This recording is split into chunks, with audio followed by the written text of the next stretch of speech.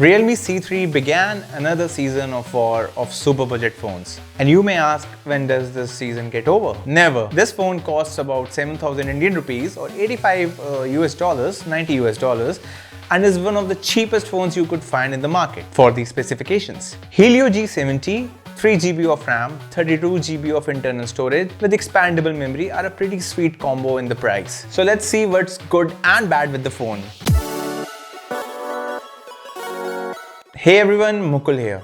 So as soon as I unboxed the phone, the first handheld feeling was awesome. The phone did feel a little heavy, but boy, it looked beautiful. There was a charger and a cable in the box, no earphones and no case. The phone comes with a protective layer right off the box. You can remove it and get it tempered on, or you can just keep it there and be happy with it. The very first boot setup was quite fast and to the point. It does ask if you would want the phone to automatically select the best Wi-Fi and if you would want these apps to install as the phone sets up. There is also no Wi-Fi AC support, so you can't run it on the 5 GHz line. The phone is huge because the display is huge and there is a massive 5000 mAh battery in it, but the screen resolution is low. And you would notice it while you are using YouTube. And not just that, it also doesn't support apps like Netflix, Prime Video, etc. So yeah, super budgeted and super restrictive. The outdoor brightness of the display is fine though. I had no problems viewing it in daylight. This phone runs on Realme UI 1.0 and I think that definitely needs a separate video.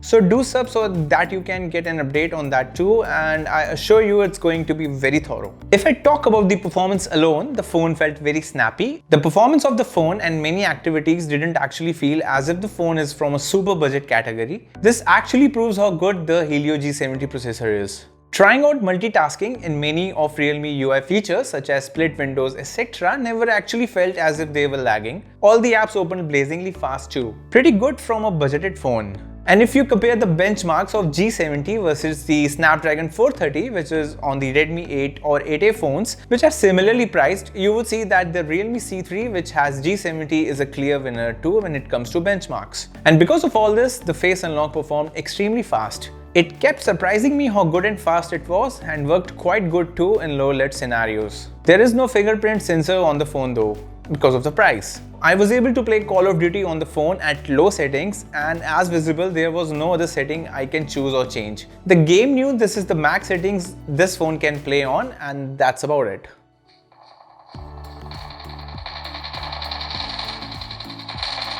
It's too close, fight harder. We lost the lead.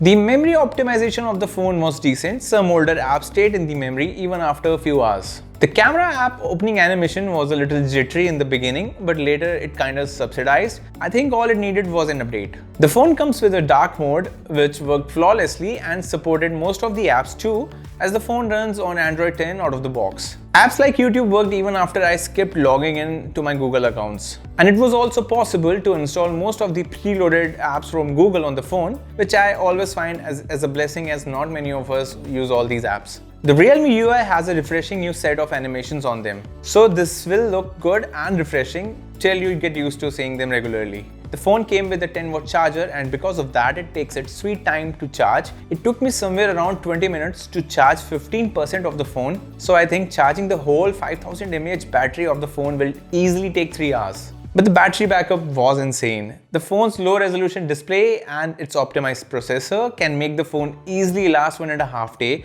or even 2, as this totally depends on your usage. So you can easily expect somewhere around of 7 hours to 8 hours of screen on time. The speaker output was just above average. It is neither too low or too high. But yeah, if the room you're sitting in has some ongoing noises of fans or air conditioning, then the sound might feel a little low.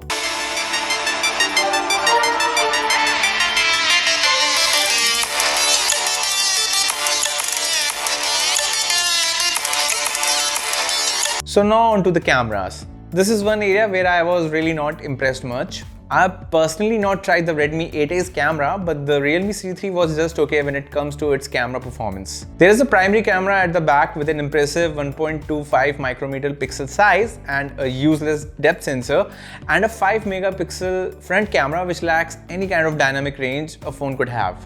Now we have to understand that to make other things good, Realme did clearly sacrifice investing in cameras. So when you buy this phone, make sure you know that you prioritized investing in performance and not the cameras. The daylight shots were fine and average, but there is a Chroma Boost feature on the phone which kinda enhances the picture quality and adds too much saturation to the shot. But I would suggest to always keep it on, as it does add more details to the pictures too. The portrait mode also works fine on the rear camera, and the panorama shots also worked fine in daylight. Here's a video sample from the rear camera. This is how the video quality is from the rear camera at Full HD. There's of course no stabilization and the details were lacking on the video. The front camera also takes fine pictures in daylight, and the portrait mode does an okay job too. And this is how the video quality is from the front camera. I think it's Full HD. It should be.